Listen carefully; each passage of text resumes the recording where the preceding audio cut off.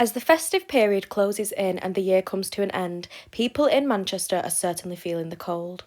When snow hit the city in November, Labour MPs warned that up to 100,000 pensioners could be pushed into poverty this winter due to cuts to the winter fuel allowance payments, a topic that has been wildly controversial since the government's announcement in the summer. Manchester City Council are just one of the many councils across the UK who are having to provide more support in the winter months, beginning the new Winter Fuel Hardship Scheme to provide nearly 5,000 households with payments for energy, fuel and essentials. The payments, which range from £150 to £200, are being given to pensioners who have not qualified for winter fuel allowance under the government's new guidelines. I spoke to Manchester Green's councillor Astrid about what the council are doing to help those in need during the colder months. The 100,000 pensioners in the UK who are hit by this, these are the really poor and deprived people. For that reason, the Green Party saw that coming in the summer, that this will be really difficult. Um, and um, and now the cold season started.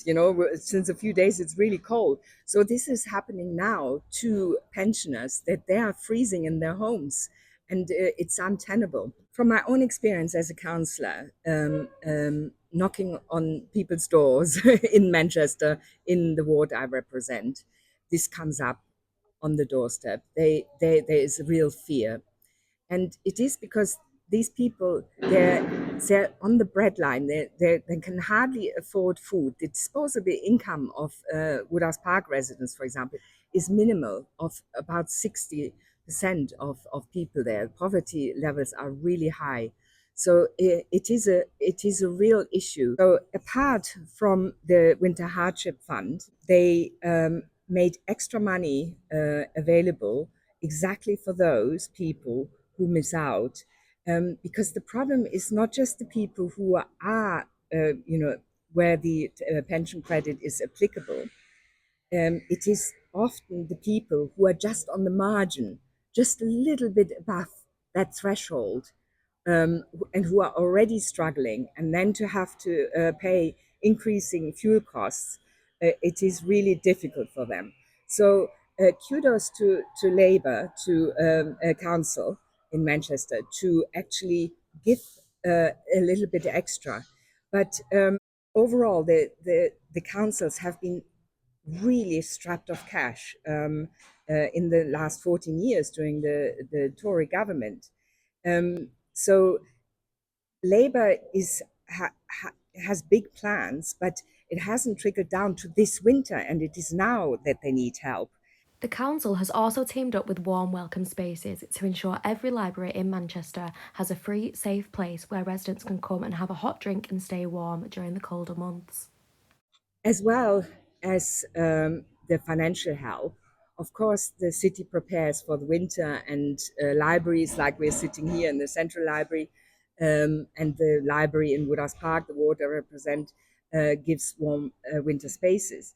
But look, we are the sixth richest nation in the world, and this is how we treat people. They can't stay at home because they freeze, and this is literally stories I hear where people, we advise them, just heat one room, have thick blankets, but this is not a way to live for people. We shouldn't live like that.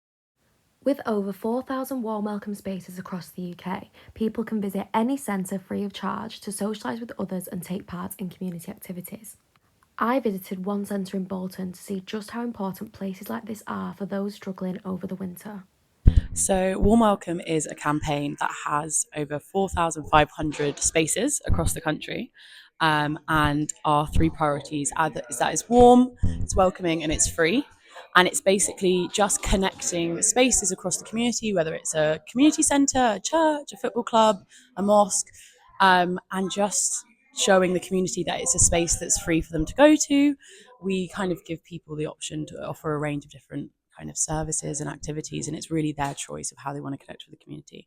The aim is to have for everyone to have a warm welcome space within a 30-minute walk from them, so that they have somewhere free and warm to access in the winter months.